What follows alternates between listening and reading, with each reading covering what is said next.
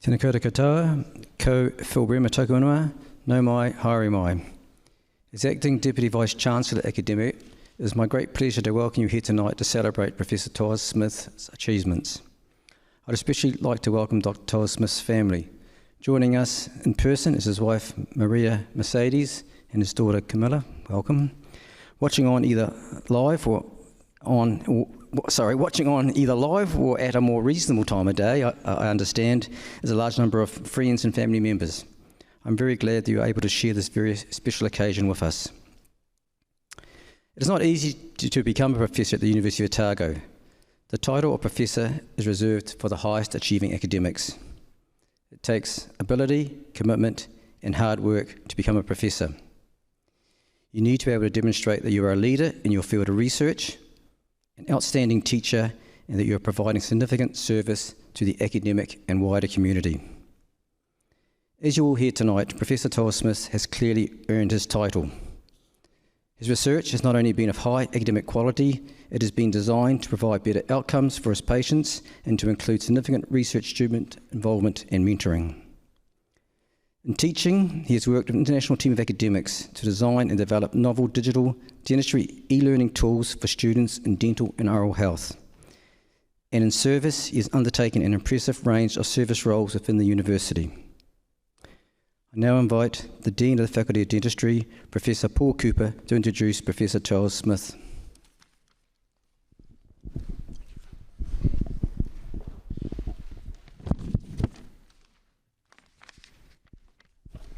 Tēnā koutou, and welcome to everyone here in the auditorium and on Zoom. It is great to see so many people attending this lecture. Ko Paul Cooper, taku ingoa. I'm Paul Cooper, the Dean of Dentistry, and it is my absolute pleasure to introduce today's speaker for this inaugural professorial lecture, Professor Andrew Tawse-Smith. Andrew obtained his Doctor of Dental Surgery in 1986 from the Colombian School of Dentistry in Bogota. Then a certificate in periodontology from Gothenburg University in Sweden in 1992. His PhD was entitled Presence and Origin of Titanium Particles in Peri-implant Tissues and was awarded from Otago in 2018. Andrew has many professional associations and memberships, and he has undertaken many professional roles over the years. He's a dedicated and expert clinician and specialist in periodontology. In Colombia, he has previously been Scientific and Research Director, Associate Director and Associate Professor for Postgraduate Programs in Periodontology, Dean of the Colombian School of Dentistry, and Director of Clinical Specialist Services in Periodontology. He has worked in private practice, and intriguingly, he was the dental surgeon and head of the mobile unit for the Committee of Coffee Growers of Cundinamarca in Colombia. This may well explain his love of coffee. At Otago, Andrew has been a Colgate-sponsored lecturer in periodontology in his first term here at Otago from 1998 to 2002, Associate Dean International for the Division of Health Sciences, and he has been our Associate Dean International for Dentistry since 2018. Notably, Andrew was instrumental in setting up the International Medical University Bridging Programme in 2009, which enables a Malaysian student cohort to enter into our BDS programme and study here at the faculty. He has been our student support officer across all programmes in the faculty since 2009, and within the last year, he has become the head of Department of Oral Sciences. Andrew has undertaken a large amount of service for the profession and is clearly a highly sought-after speaker and lecturer, both nationally and internationally. Andrew's research is translational. It's for patient benefit and combines clinical and laboratory studies in oral implantology, maintenance of periodontal and peri-implant health, prevention of periodontal and peri-implant diseases, and digital dental education. He collaborates widely with an international team of experts, including world-leading scholars from Europe, North and South America, and Asia. To support his research, he has attracted significant prestigious funding from a wide range of bodies, including the Fuller Scholarship, University Teaching Development Grants, the Royal Society of New Zealand, Dentsply Sirona, the New Zealand Dental Research Foundation, the International Team for Implantology, Australian Periodontal Research Foundation, Southern Implant South Africa, and he's also held several University of Otago research grants. Andrew has supervised over 10 doctor in clinical dentistry students and 30 master's students, as well as supervising many undergraduate honours, electives and summer student projects. Andrew and his students have been awarded many research prizes, and he has written several book chapters relating to implantology and periodontology. He has generated over 75 refereed scientific research publications, and Andrew has had many teaching and coordination roles in the faculty. He has taught at all levels in both the Bachelor of Dental Surgery and Bachelor of Oral Health programs. He is a highly effective teacher who is well respected by his students, and it's great to see some of his students here today, and I know some are zooming in from around the world. As a Dean, I am extremely grateful for Andrew's straightforward approach and considered advice that he's given me both professionally and personally. He supports many staff and students through his hard work and in his many roles in the faculty. Personally, Andrew has coached me on the importance of morning coffee and the need for both a cine scroll and a cheese scone. I know family means everything to Andrew, and it's great to see Maria and Kilmilla here this evening. And I know his family in Colombia will be very proud. Andrew has a great sense of humour and a passion for sport. He frequently plays in the staff student football, he's a talented swimmer, and he is the president of the little-known Faculty of Dentistry Badminton Club. I know, therefore, we're in for a very interesting and entertaining lecture, as he is missing his Thursday evening badminton session in order to give this presentation. Please join with me in welcoming Andrew to the lectern to give his IPL, intriguingly entitled Foundations, Foundations, Foundations. Tanakoto, Tanakoto, Tanakoto, Kato.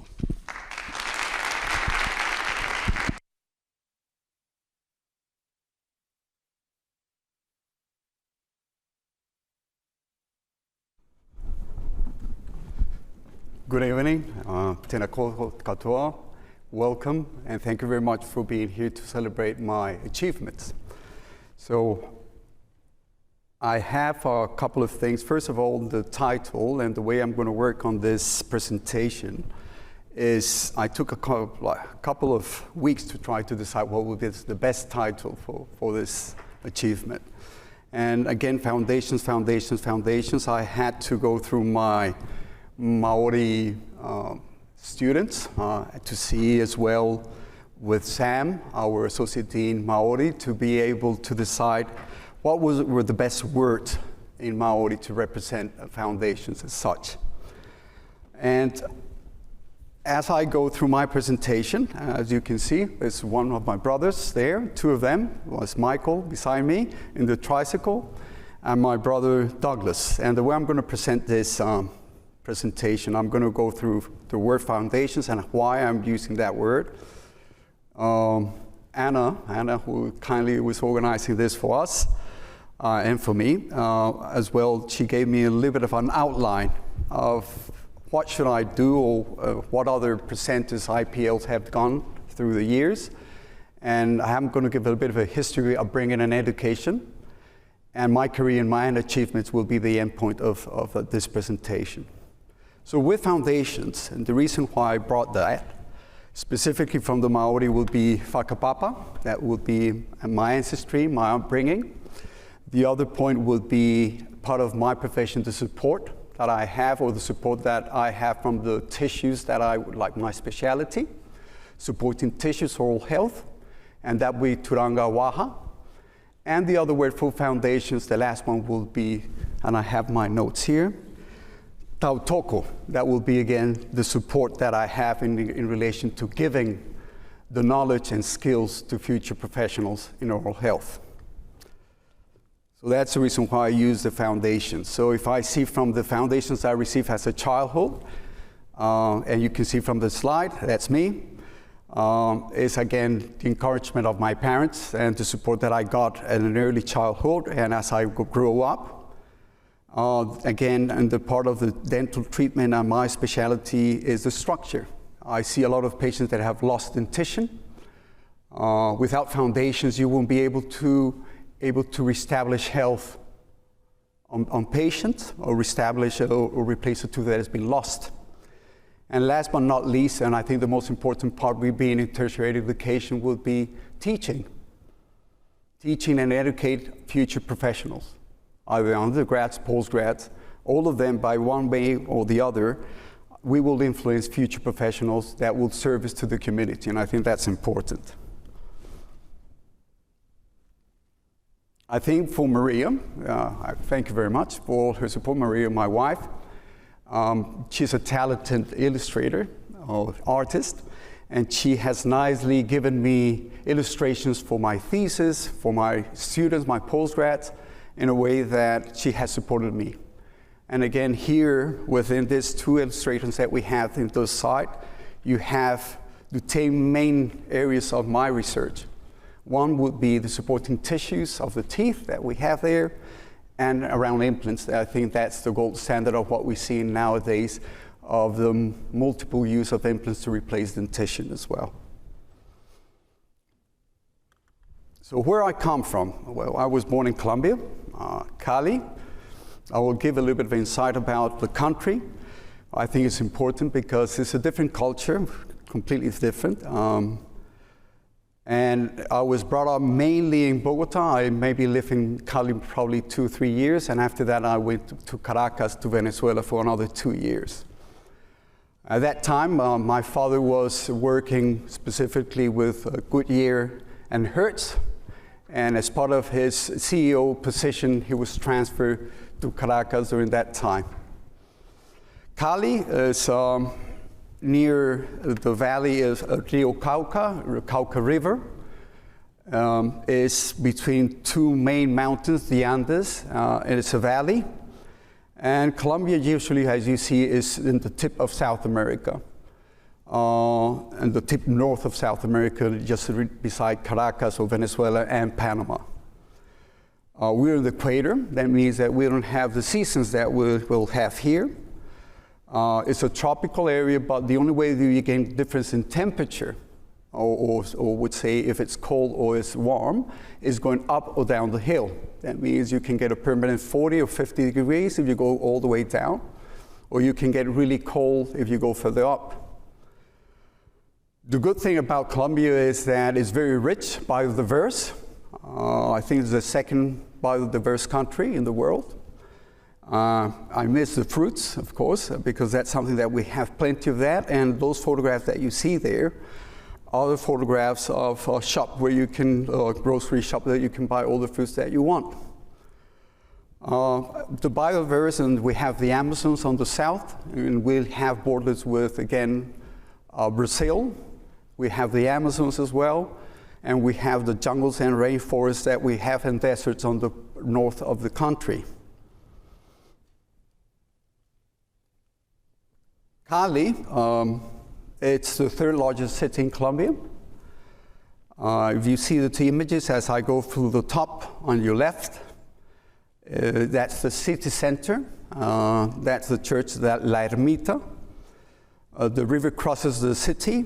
It's a city of roughly 2,300,000 population-wise. Altitude is 1,000 meters above sea level. And as you know, probably the ones that have been my students, undergrads that I see up there, I like to dance. I like to do salsa. And the reason why is because Cali is the city, the salsa capital of the world. And that's something that is interesting because being a Colombian, that I am, I think that we are born in that way that we celebrate with dancing. Every event, any birthday, it's always dancing. So that's something that you will see why. The other image that you see there is the municipal theater down on the bottom. And that is Enrique Buenaventura. And again, you will see a little bit of the influence of maybe Europeans because we were colonized by Spanish. As you can see again, this is like what we have in Brazil, the feria, where they have Salsódromo, is where they do the dancing as well. Now, Bogota. So Bogota, I moved in Bogota roughly when I was 60 years of age. It's the capital of Colombia. It's a financial hub. It's around almost 8 million inhabitants there. But the temperature is based, again, is cold, I would say. Average temperature is 14 degrees. And the reason behind it is quite high. in altitude. It's 2,640 meters above sea level. It's very busy. We have, as you can see, financial center on the top and the middle.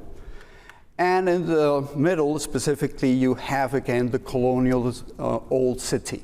So we have what we call La Candelaria, and has a lot of influence of Spanish as you can go. Anyone who has gone to Spain, you will see, again, the tiles and all the structures and buildings are very colonial. And if you go all around Colombia, you will see that type of architecture. Now, this is the second part of my talk, and then is, again, the way I was brought up. And as I mentioned before, I was born in Cali and then moved to Caracas. At that time, we were living, that's a penthouse that we live in, one of the maybe few buildings that were a four-storage building at that time. A little bit of a history, that's my full name, Andrew Albert Tawse-Smith Arturo. Now, maybe like Maori, we have the way we were colonized in 1400s, 1500. So we have a lot of history behind. And the only way we can track our ancestors is that when we got married or anything, we use both the father's and the mother's surname, and we add that to your birth certificate. So in my case, will be Tawse-Smith, because Tawse is my grandparents' side. And my grandmother's side is a Smith. So I don't know why they borrowed that name. From my mother's side, Arturo. So my ancestry will have, my grandfather was from Scotland, my father was British, was English, and my grandmother was from Liverpool. From my mother's side, I have Basque, that means Spanish side. And my grandfather was Spanish, my grandmother was Colombian. So I have a little bit of a mixture of European and Colombian descent. My mother's surname is Arturo, and if I put another surname from my father's side, it will be Court. And as I go, then my mother's side will be Afanador. So I have more surnames that I could add to this history or this type of journey, I would say, or my ancestry. And that's the way that in Colombia we do that, and usually it's the father's first and then the mother's. Completely might be different to the Brazilians that will put the mother's surname first. So we are a family of four siblings. Strangely, my dad was more in engineering, he was more in oil. He worked constructing pipelines in jungles to bring the oil out to be able to process in other areas, in other countries. My mother was an educator, more into childhood, early childhood, and four brothers, none of them in the area of engineering, but all of them in the area of health. So my eldest is, and again, names are usually more British, not Colombian, as probably I'm not Ramirez, I'm not Alberto, but again, the names were a little bit unusual being in Colombia, because I always was named with Andres or different names. They couldn't pronounce Tawse-Smith, but only Smith. So I always have issues with my surname during my high school or my education. My brother, the eldest, is a pediatrician. The second was a prosthodontist. I'm the third one. And the last one is an eye surgeon. So as you can see, all of them in health sciences. I had a very good early childhood, and I brought up with all the support. A lot of gaming, a lot of, I would say, influence into sport. And my parents were, like, in a way, pushing me to do more sport and not lying down in bed all day long. And we had to be almost up at 8 a.m. because they thought that probably that would be a very good influence for me. And I think that it helped me a lot because I have a lot of influence on my sports as well. In the second column, second image, that's my dad. And you can see, at least you recognize I'm the one with the stripes here. I'm the one here. I'm not sure if I'm picking my nose or what I'm doing there. And with the other one, I like the outdoors, as you can see from my camping. And my dad here with my grandmother, Margot, and my youngest brother, Douglas, and me as well with my beautiful hat that I had at that time. We shifted to Columbia, and then I started my primary school in Columbia. At that time, it's not like here in New Zealand that you start at 5, you start at 6. And I was left-handed, I'm still left-handed. But the issue here is that even the photographer, when they took that image, they put the pen, and I still remember that day, on the right hand. And I thought, what the heck, what's happening here? And I can recall, if I recall all my students that I have here, how many of you will be left-handed, how many of them they will struggle in the clinics trying to treat patients as a left-handed. Sadly, we still have situations with left-handed, like I am, trying to get even scissors for left-handed people. So that's an issue because during my education, I have some issues as a student. Not strange, I would say I struggle with my primary and high school education. And the reason why might be, I can say I was slightly hyperactive, might be. Discipline-wise, or a lot of the reports that I have, if I can show you all the scans of all my report cards, they are not that positive. There was a lot of reds. At that time, if I pass any year completely I pass all the subjects, was a surprise. And usually I had to remediate and stay during my holidays and get in remediation to pass to next year. It's not like that here that probably you fail and you can carry on. In Columbia, if I fail a subject, you had to repeat or you have to remediate. So I have to remediate a lot. So that's something that it was uncommon, but that happened a lot. But as I put down there, I think with my parenting and the guidance that I received from my parents and their support as I went through my education, that helped me a lot to succeed and at least to graduate from high school. That's something that you didn't know. In the last image, we're Catholics. Yes, we're Catholics because we were brought up in a Catholic country. And I went to a school, the San Carlos School, and in the next slide you will see the school that I went. Was Benedict priests, and they enforced discipline that we call probably today would be an abuse, because they enforced really that discipline on that school. I had a lot of, as I told you, I have siblings, but I also had a lot of sisters. So I had Sister Edwin, Sister Margaret Ann, Sister Assumpta, and Sister Judith. That's who I can remember in each of the years that each of them were the heads of that year. And clearly they enforced discipline quite hard. And that's in the 60s. That nowadays that won't be acceptable. If I put there, that's me, 1970s.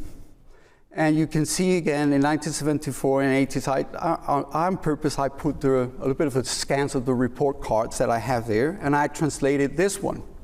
Andrew's handwriting has improved. However, in all other aspects, he's doing really bad. So I put that one in.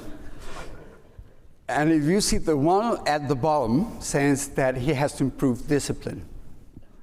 And issues again with my hyperactive situation, I didn't stay put. So I really had to do it hard. But again, with my parents and my guidance, the guidance that I received from my parents and my probably teachers, some of them influenced me in the right way, I managed to go in the right direction. I learned about discipline. And as I grew up, I went more into sports. Now, in sports, I think that I've enjoyed a lot. And I cannot say that it's bad, but it's good because in one way or the other, it gave me self-discipline. I think that I, in one way, succeeded quite well in the way what I did. The other aspect that I think that was quite positive for me is that I met Maria, my wife, at that time. And I think I'll show you one of the images here that was quite funny. In 1999, 1981. I think that's when we met at that time, and she went because the two brother and sister, my brother-in-law and sister-in-law, they were swimmers. So as you know, I had hair before. Yes, I had hair. And you can see there, the one with the beautiful Speedo, I can see there with my hairs and my goggles. I did competitive swimming, and I still swim a lot, and everyone knows I'm being at least lucky to be involved in the Den Review for 2 years in a row. And as you can see from the top on your right, a lot of prizes that I won during my competitive years. And at least I think that gave me, and today it gave me well-being, physically and mentally, because I think that gives me a little bit of a balance in the way of what I do on a daily basis at the school. Graduated in 1981. You can see with my brother is roughly 14 months younger than me, but he catch up because I failed a year, so I had to repeat a year. So I had always him beside me in everything. And that was helpful because that encouraged me to study a bit. Then the second image that you have is Marie and me. We've known each other since 1981, so it's quite a lot of years. And she knows me with hair and without hair. So that's good. After I graduated, I didn't know what to study. It's not that I decided to go into dentistry immediately. Probably I wanted to do marine biology. And I had a little bit of an influence of my dad saying, you have to be your own boss. Probably you need to do something that you get you money. And at that time, I hadn't decided anything. So what I did, they sent me to another university in Bucaramanga. That it's a smaller city. It's still like 26-degree average temperature. And I did 6 months of health sciences there before I went into dentistry at the Columbia School of Dentistry in Bogota. Completely surprisingly differently, and my performance was extremely good. So instead of being always in the last as a high school student, I won the prize as the second best student among 240. It might be that motivated me to do better, and I think that was incredibly good for me, and I achieved quite good results from that. In Columbia, when you graduate as a dentist, you cannot work immediately. So you need to go specifically and do a social service for the government. And the options that you have there, either you go, Columbia is very insecure sites where you have rebels, guerrilla groups. And if you go to a red zone, you do 6 months of service. If you not, then you go for a year of service before you can get your license. So at that time, I did my service for the government, specifically with the Coffee Grower Committee of Cundinamarca, that is the department with Bogota. And it's the coffee grower area that is all around that area that is not well developed in some of the areas. And I was the head of the mobile unit for the oral health services. And the way we work there is only 2 weeks you're on call. That means you go for 15 days, and that is quite heavy work. And after that, you have a whole week of free to stay at home or work, and at that time I did dental practice as well in my own practice in Bogota at the same time. When I finished this, those that are from 1960s, they will understand when you apply for a position and you're looking for your postgrad education, then you start sending letters because we didn't have the internet. Forget about the online. So you write letters, and I can recall that I've sent at least 40 letters. And I think, again, self-driven is how you perceive your education and how well you want to achieve or what you want to achieve in the future. And I think the way my parents encouraged me, and they told me, and they gave me all the support, and they told me, if you want to succeed, it depends on you how you drive your profession and your studies. And what I did at that time, I applied all around the world. And I got the two options of either going to Guy's in London or in Glasgow. So I initiated and I went to Glasgow at that time, started oral surgery.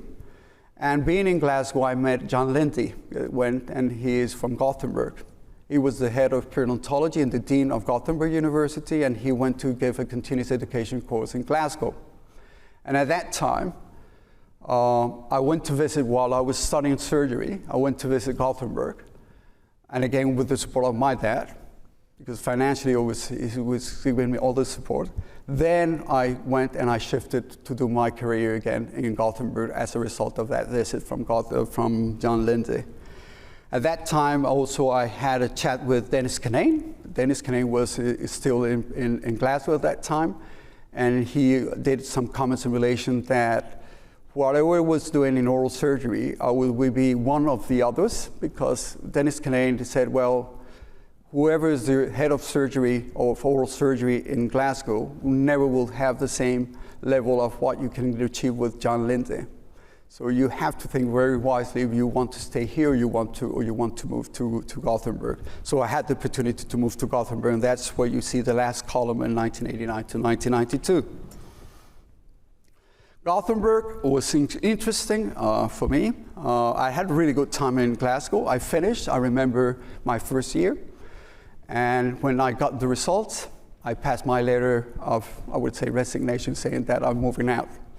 I wanted to pass the year and have a successful year before I shifted.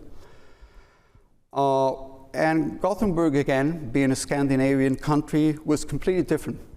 And it was interesting in a way because, first of all, patients were Swedish. So we had to go on a Thursday evening to Swedish classes. And I learned, as you can see, 3 lines here specifically. Hur mår du? Is how are you? Jag pratar inte svenska. I don't speak Swedish. I can remember that. En coca and a smorgasbord is a Coke and a sandwich, please. So those, if you know those 3 lines, I think that's interesting because at least you can go around Sweden. But the good thing is that the Swedish, they are very bilingual and they all speak very good English as well. Gothenburg was a good experience. This is my cohort, 1982. There's a Turkish, the Colombian, a Mexican lady, Phoebos, who is the Greek, and Hernani is a Brazilian. All of us, we were the second cohort for Gothenburg in this postgraduate program. My mentors were really good. I cannot complain about that because the mentors gave me all the support, all the knowledge that I have when I'm looking at my postgrads. John Lindsay, he never smiles, but that's fine. As you can see, and the ones who are in my field know who is John Lindsay, and a lot of you have probably studied from John Lindsay's textbook. The one on the bottom is anyone that talks about regeneration, GTR, guided tissue regeneration, is Sture Niemann. So I had, again, Sture Niemann as one of my lecturers and key mentors as well of John Gottlob. And I have from the endo, and I've seen it Laura, I had Gunnar Bergenholtz, and if I see my prosthodontist, I had down on the back there is Gunnar Carlson as well. So we had this program, usually the specialist program, we have to rotate each 3 months, we had to rotate in different specialities. So that was really good because I had an input from Tillander, orthodontics, Vance as well, Lekholm from oral surgery. And my basic training, specifically in implants, was in Brown & Mark Clinic. So I had the chance to go into the Brown & Mark Clinic for several years to do all my treatments in that case of implants related. Now, almost at the end now for my upbringing. I married with Marie 1995. After a long, pronounced relationship. And the reason why we took a little bit longer is I wanted Marie. Marie is a physician. She's a psychiatrist, but she's not at the moment working, but she's doing the arts now. And it was really good for us. Then, newly married, part of the Scandinavian, so I was part of the member of the Scandinavian Society. And at that time, there was a newsletter. And in that newsletter, I remember there's this Colgate-sponsored lecture position. And I said to Maria, I remember we were in the flat, I said, well, should I apply for this position? And she said, okay, why not? It was more an adventure, and we got it. I came here for an interview. The only thing I remember was freezing like hell. Even there, it was, I can't remember when it was, but I want to thank again Angela Pack, and at that time even Warwick was here, and nice to see Doug as well. Doug Hobber was here as well. And it was interesting because I remember at that time the university provided for those shortlisted for the interview. Nowadays we do everything by Zoom. And that was my first visit to New Zealand. And again, I came for the interview, and at that time, if I recall well, the other one shortlisted was Jonathan Leiter. And those that know Jonathan, it was there, but at least I was successful in the interview and I got the position. So I came here in 1998, and you can see there Warwick, Angela on the bottom, and Lee Jane, that sadly passed away. And again, without Angela Pack, I wouldn't be here, because I guess that she recommended me that I should apply for a visa through skills. And that's the reason where sooner or later I got my citizenship and my New Zealand citizenship and passport as well. So that means that thanks for Angela, I guess I succeeded to be a professional in New Zealand. Now, last part of this would be, again, Camilla. So Camilla, the ones that don't know, Camilla is adopted. 2004, born in 2004. I always forget the date. No, just kidding, February.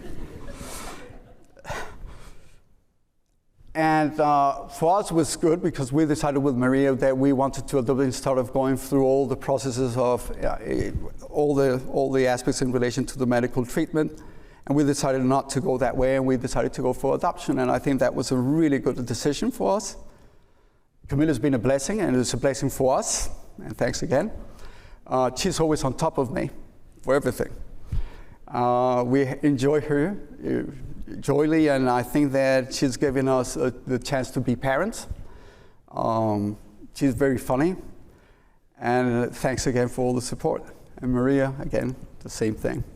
We've had a wonderful life, very supportive, lovely family as well. Sorry, because I forgot something. I stayed in New Zealand for the first time from 1998 to 2002. Went back and worked back at the Columbia School of Dentistry. And in the Columbia School of Dentistry, we stayed until 2009 when we got Camilla. With Camilla, we decided I was commuting too much. I was doing too much work. Usually in Columbia, I was working half-time as an academic and half-time private practice. And that means that I was finishing at 7, 8 p.m. And I started at 7 a.m. till 12. So it was long days, and I was starting to do commuting, and it was too much for me and for Maria as well. And at the end, we decided that the best way to bring up Camilla was to come back to New Zealand. And we applied for the position. That time was Greg Seymour, the dean. I remember that the interview panel was Warwick and was Greg. And a new position came for the senior lecturer position. But at the same time, another position came out in relation to create a bridging program for the new program for the IMU. And I got a call from Greg specifically saying that, yes, you got shortlisted for the period position. However, there's a new role that I would like you to take on, and that was to create the IMU bridging program for the IMU Otago articulation program. That's the reason why then I got that position in 2009, and I came in 2009 back to New Zealand. Here, Carol, you hear. Carol's been our mother in a way, and Hugh as well. Sadly, Hugh passed away, but Hugh and Carol have given us all the support. Carol has been the grandmother for Camilla, and I want to thank you again for your support that you've given us throughout the years. We've done a lot of trips. I think Camilla has been almost around the world traveling with us all the time. Probably she's a little bit spoiled, but that's fine. And we enjoy life, and I think that's a message. And I know the people that know me, I've had some medical issues before throughout my journey, and that's given me a different perspective of life. And I think you need to enjoy life as you go. Now, I wouldn't say the boring part, but it's an interesting one. Career and achievements. And I think this journey is a team approach. I want to thank Warwick that is here. And the reason why is because to succeed, you need to team up. And one way that you do it is by supporting each other, by working together for a common aim. And for me, that's important. The first journey that I had in research, being in a third world country that is Colombia, there are things that you need to think about. First of all, Colombia doesn't have the grants that you can get here or in other more developed countries. There's other priorities and other things that you need to work on. So my research is more into the area of implants and more in relation, I think it's a journey that you go as a clinician. One is to prove that you can do better. Sometimes you want to place the implants to replace teeth, and do you want to be predictable? And you can probably screw whatever you want to screw, but if it's titanium, there's a lot of brands that will stick to bone, one way or the other. And the gold standard nowadays to replace a tooth, if the dentition is good, it's in a very good condition, then what you need to do is at least you put a titanium screw to be able to, again, create the foundation to be able to treat and to reestablish, at least rebuild that crown that you're going to put on top. The areas I've been working more is in partial dentures, overdentures. If I summarize, I would say mandibular overdentures, either with 2, 3 implants for the maxilla, and removable partial dentures. On purpose, I didn't put the single tooth replacement because I was not part of that research. And here again, I need to praise this photograph that you'll see here, the group. And as you can see there, Alan Payne is in the middle. You have Rohana on your right side. You have Warwick on your right, Anna, that is still working with us. You have Mari on your left side, and you have Paul Pierce. Where's Paul? Paul and Joan Egan, and Diane Campbell on your right. And all of them were part of that clinical overdenture research project, and that's the reason you have the corp. And that was the first research group that we had investigating, again, implant-supported overdentures. We treated a lot of patients, and last but not least is Sang-Young Ma, because Sang-Young Ma came later when she graduated, and she did the dent-clean dent, specifically doing bone level measurements around these patients that were treated by us at that time, and she did a follow-up of 10 years, follow-up of measuring bone levels on patients. And the reason we did this research was trying to look for a standard of treatment. Usually when we treat patients that were fully dentures, they maybe use 5, 6 implants with reconstructions that were fixed, very expensive. And in addition to that, we wanted to see if we could load the implants in an early phase. That means that usually when we put implants, we wait for 3 to 6 months. And there's other things that you need to do is either you submerge and then you connect the implant to the oral cavity. That's one option. That is called a 2-stage approach, or the other one is a 1-stage surgery. That means that you connect the implants directly and you can see them in the mouth.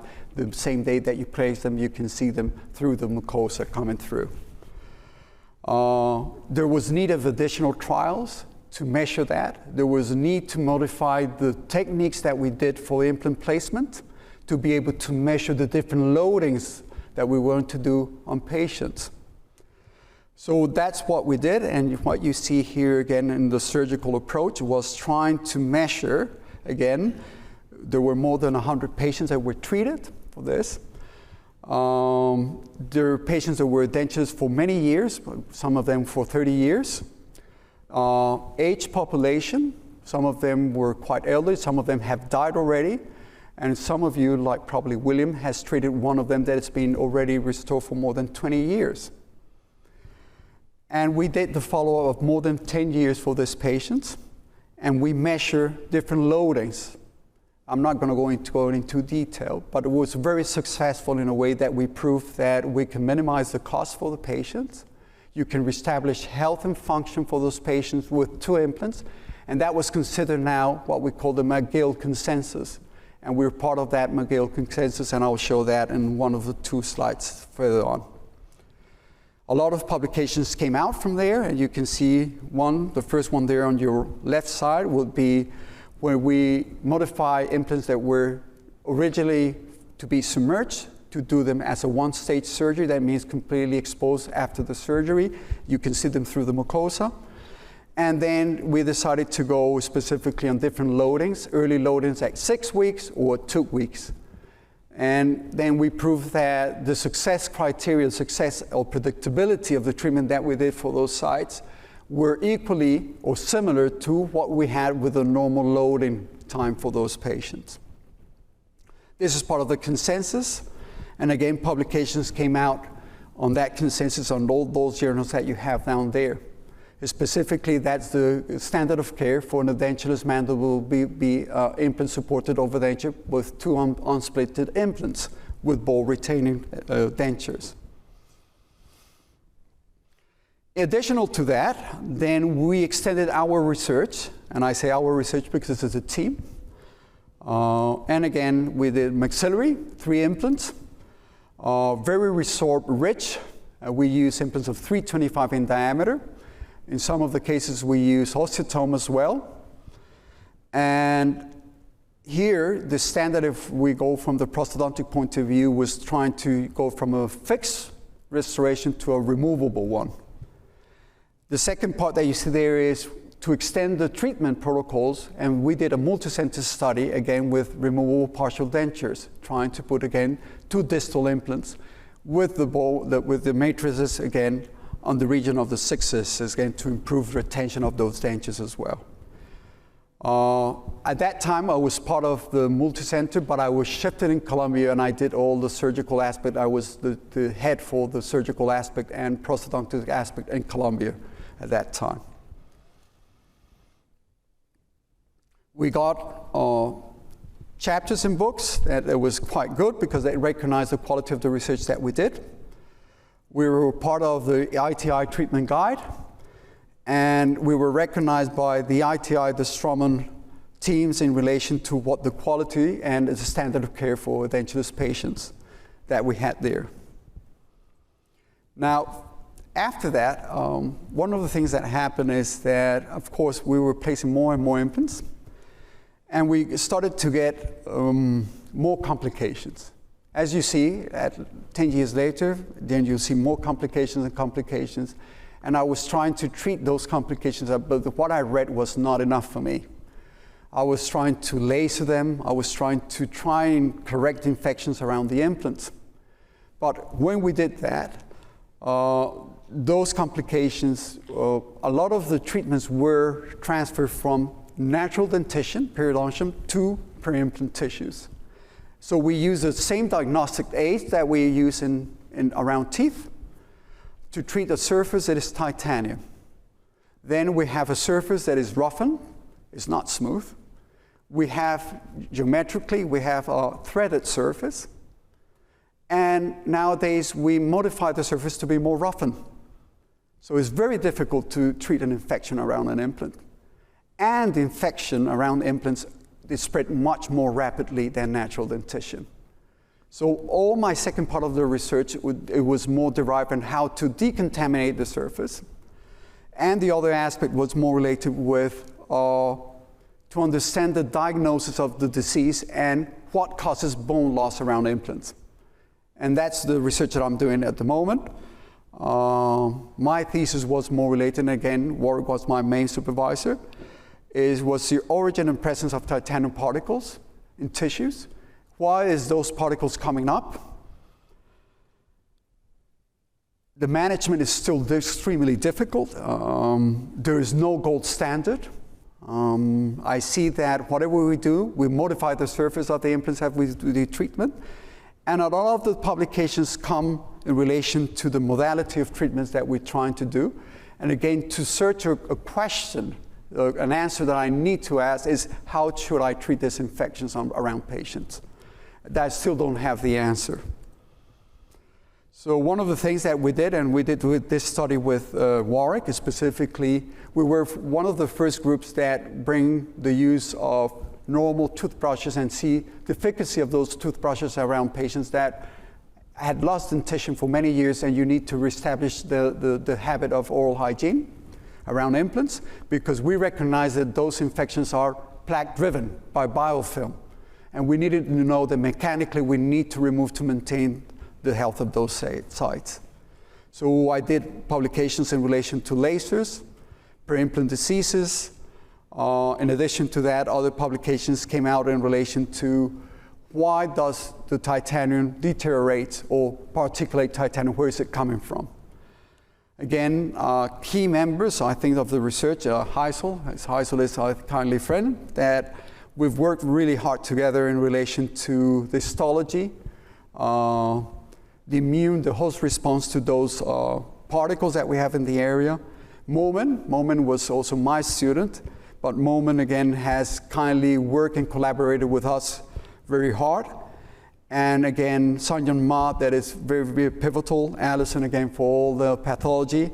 And Warwick, that is, again, has given me guidance throughout my career as well. So all of this, at the end, gave me the chance, if I had to do my research, that I was doing it, at least I consolidated all this research, and I did my PhD at that time. And that's the day when I handed in my beautiful thesis into that room that you have at the clock tower at the basement. I decided I managed to grow biofilms. I have Malcolm here that we've done the ICP-MS, and thank you, Malcolm, for all your support that you've given me throughout some of the research we've done. We're measuring the leakage of titanium in liquids, in rinsing solutions, and to see the leakage of that titanium. If you go with an ultrasonic device, if you go with different type of modalities of decontaminating the surface, what creates that problem, and if that leakage will exacerbate or enhance the host reaction, immune reaction to that as a foreign body as well, to create that bone loss around the implants. More studies in relation of resective approaches with implantoplasty, the effect of the normal mechanical procedures that we've done around implants, and what is the effect on the surfaces as well. And I had the chance to evaluate if there's any type of leakage of titanium by normal wear and tear between the structure, the crown, and the implant as well. So I studied that, and that research specifically, I won a prize on that area. I did some images, again, confocal microscopy, SEM, to evaluate the surface deterioration around implants. I found particles very frequently around implants, even if the implants were untouched by mechanical treatment. So where is that titanium coming from? That's one of the issues that we need to answer as well. More publications, and I guess I think I would like to thank Carl Lyons for this, because at least I remember when you asked me if I was interested in to be writing a chapter for this book of Fundamentals of Implant Dentistry. And at least that recognizes me in a way that I know that what I'm doing in the clinic is biologically driven, and is proven in a way that I'm not guessing or trying to work a treatment that is not being at least tested and proven that is reliable in a way. The award that I got for that, my research in implant dentistry, is specifically Carmish. The ones that know the literature, is an American researcher in the field of implantology, and was more again in relation to the wear and presence of particles as a result of wear and function on zirconia crowns and titanium implants as well. Last but not least, and I think I've seen there Hannah, and I want to thank Hannah because we're doing a digital dentistry collaboration, multi-center study more in dental education. And here we have Karolinska Institute, we have Nagy, Botasini, I have Nikos and Sebastian Malmqvist from Karolinska. We have from Altus Education in London, Fiona Clark. We have Renhilde Jacobs and Mihe Tarse from Leuven, Belgium. And from Ottawa we have Sam Carrington, Hannah is the leader, and I always want to recognize that, and myself. And what we're doing here, we're creating a virtual tool And this is a result probably as COVID came in. Now education, we're going in a hybrid situation that a lot of students like to do online. Everything is online and they like to do lectures online, everything is recorded. And we've been going, I think dentistry has changed significantly digitally. Technology have helped us a lot. And the tendency in the education tools is changed a lot as well. And this is more to enhance and see how we can improve the education for our students. This virtual tool is 4 main areas. One is patient examination greeting, intra and extra-oral examination. And this for BOH and BDS students year 2 and year 1. And it's going to be, again, global because it's going to be probably standard. It also includes periodontal examination. It includes local anesthesia and dental radiography for the students. Other achievements, I think that Paul has recognized all those achievements that I've received throughout my years. If I go and I try and summarize all of them, it will take me a couple of hours, probably, but main achievement for me and challenging that it was to create a journal for the dental faculty of dentistry in Columbia. And I was the scientific director of that journal, and I had to build that journal from scratch. And I think that was quite interesting for me. It was really an achievement that I think it was really successful for me and for the university as well. From this side, I have to recognize Greg, because Greg gave me the chance to do the IMU bridging program. I spent a whole year trying to create this program to bring the IMU students into Otago. And that was interesting for me because it was the first challenge in a bridging program that I need to create for foreigner dentists or future dentists. As well, I will recognize Allison and Carl because both were deputy deans when Greg left. And I'm going chronologically. As you can see, I put the photographs that way. And the reason why I did this, and again, is because they encouraged me to do best and to be very, very supportive. So the bridging program is that image that you see there. We started this articulation program in 2010. We've had more than 140 graduates, and we have nowadays probably 3 postgrads from IMU. And I think that means that the quality of what we receive and what we get of influence of international students to the community is extremely relevant, and I think we need to recognize that. And I thank those students that are coming for that. With encouragement of Allison, again, Allison, thanks again. There was a position for the division for the Associate Dean International. I was not going to apply for that position, honestly. But Allison said, you should do it, you should do it. I applied for the position and I got shortlisted, and I remember I had an interview with Peter Crampton, that was the PVC of Health Sciences, and with Helen Nicholson, that was the DVC probably for external engagement. And in that interview, I remember I came in and I said, look, I was not going to apply for this position. I started that way. And the reason why I said it is because I'm not sure if I have the ability to do this here. At the end, I remember I was with Mike Swain and with Sanjan Ma having a coffee, imagine that, in good oil at that time. And they told me, I got a call from Peter Crampton. Peter Crampton told me, Andrew, do you want the position? And I said, you need to tell me because I have to tell the other candidates if you don't accept this. So I accepted. And again, I need to acknowledge Helen and Peter for their support. But more important, what I needed to do was an internalization implementation plan for the division. There was no plan in international aspects of the framework. And that strategic plan that we created was a core for other divisions to do internalization plan for each of the divisions as well. So for me, that was the first plan that I had to do, and I think it was really good for me.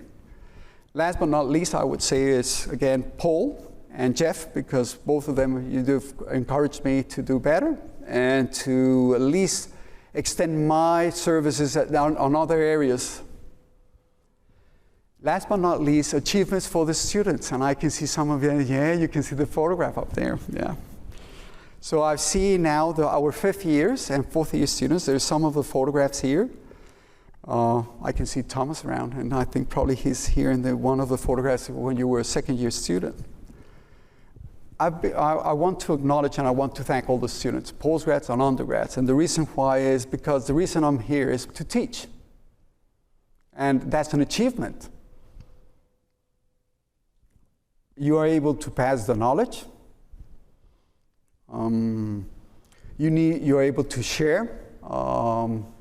Maybe as a student support officer, I've seen different aspects from different students. They're struggling. And sometimes you have to be resilient in a way that you need to understand that people will have problems. And as an academic, you need to know that when you're doing the teaching and you're doing that for the students. So I've had the ability to be involved in each of the levels as they progress, from undergrads to being a professional by either being a hygienist, a Bachelor of Oral Health, or a BDS in dentistry. And that for me is an achievement in a way that I can see the profession, that I will leave in the profession in good hands. And one of the things that you see is as well is that you're part of that achievement. So I say always celebrate the journey because it's a team effort. This is not only you, it's not only the lecturer that's giving that knowledge, but it's how you can bring that student to a level that is competent, required, but it's also that they enjoy in a very positive experience environment. If I go, I'm you, that's a success. And I think that like after COVID, we had a big cohort at like 2022.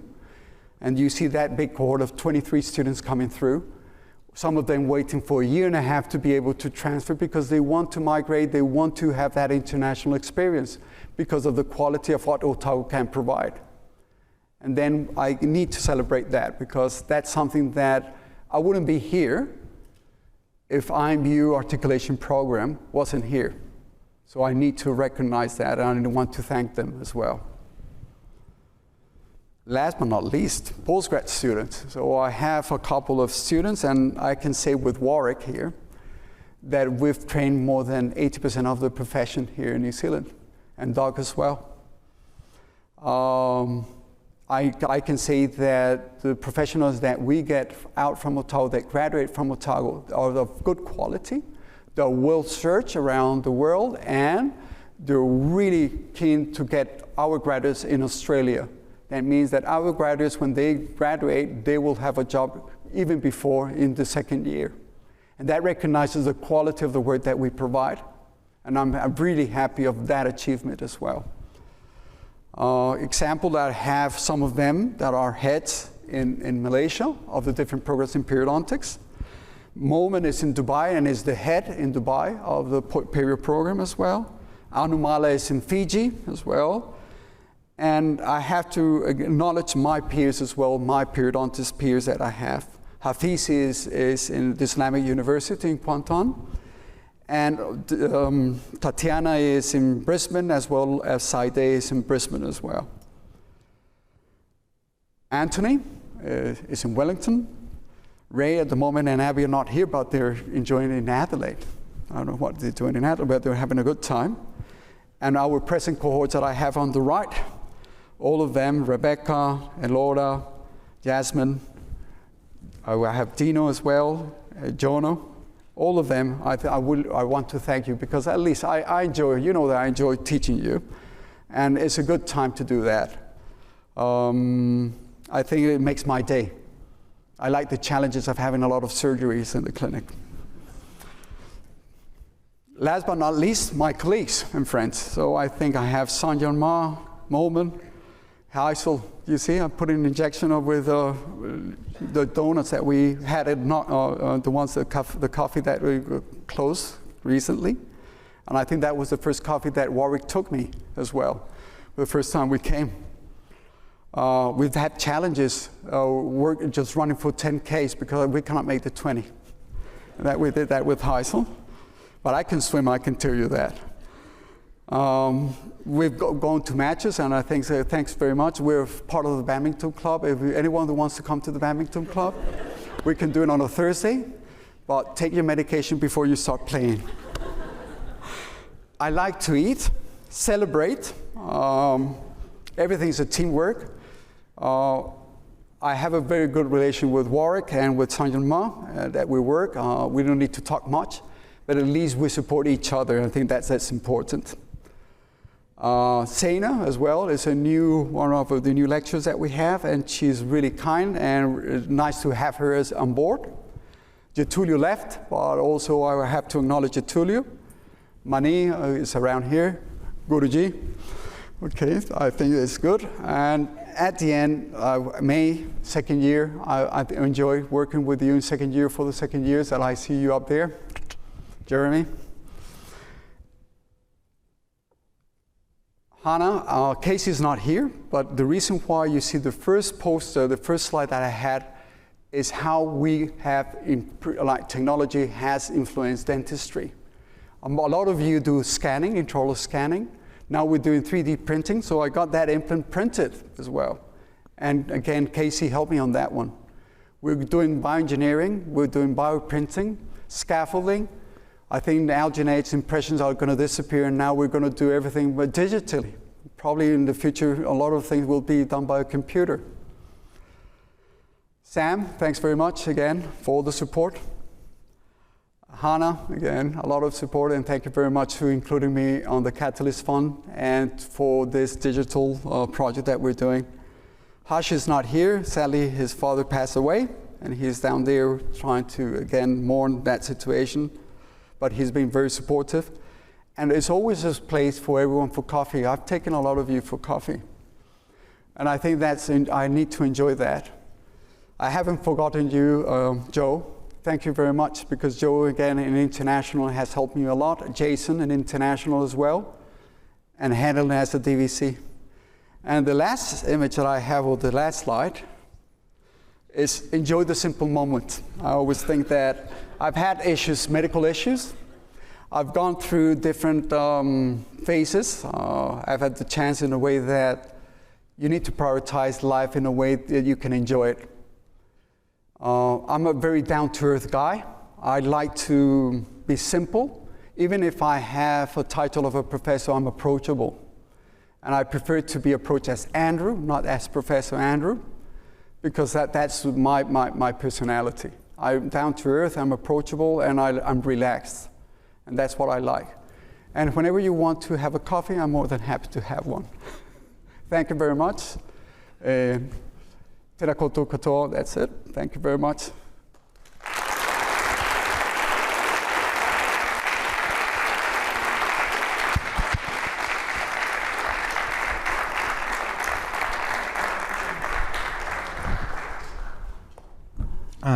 Thank you. Tina koutou katoa kouka lines. I have the great privilege of being able to thank Andrew for your excellent inaugural professorial lecture.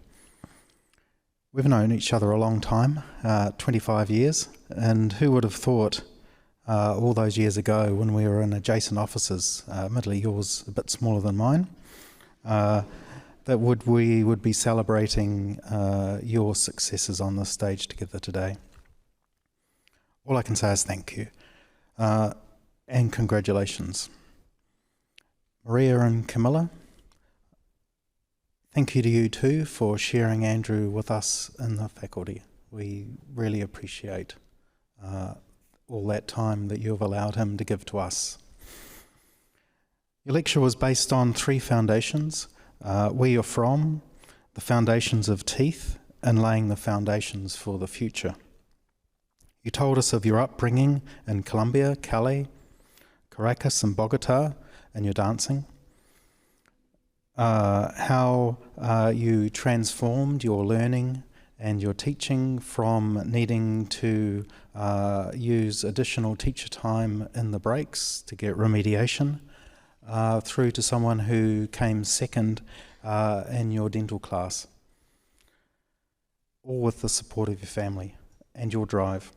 I had a strong tinge on the memory banks as well when you talked about swimming, and while you didn't mention it, the hours of swimming, the distances you've swum, but also the benefits that you've gained from this, not the least, self-discipline and drive, and now, but I imagine not at the time when you were doing all the training you were doing, for your own health and well-being, and probably most importantly, the opportunity to have a starring role in the Dent Review for the last 2 years, even though you got second both times. Your presentation on your career and achievements covered your research and your achievements in clinical overdentures, and that, along with the work that you've done, as you've mentioned, with your collaborators, has made a really significant contribution to dentistry in that space. And then more recently, implant complications, implant surface deterioration from your PhD, and the work that you've carried on from there, and then your digital dentistry, which is really one of the areas where dentistry is heading now.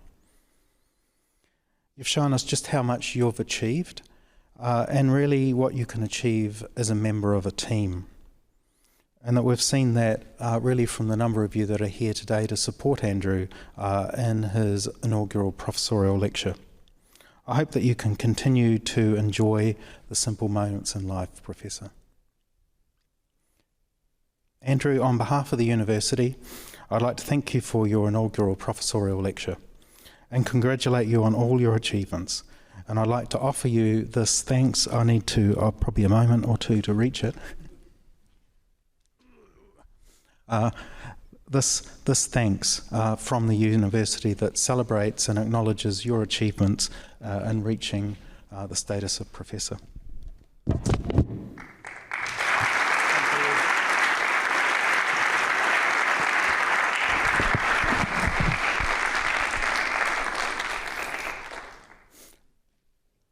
Finally, I'd like to give an apology on behalf of the Deputy Pro-Vice-Chancellor, who's unable to be here today to give this last part of the celebrating this evening because he was stuck in Christchurch due to the winds in Dunedin that prevented him from flying down here to be here with us today.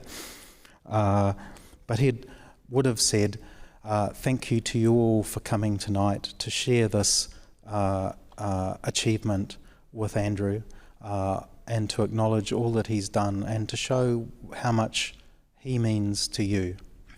And we'd like to thank you for that and invite you to join us at the Staff Club to enjoy refreshments. Thank you very much.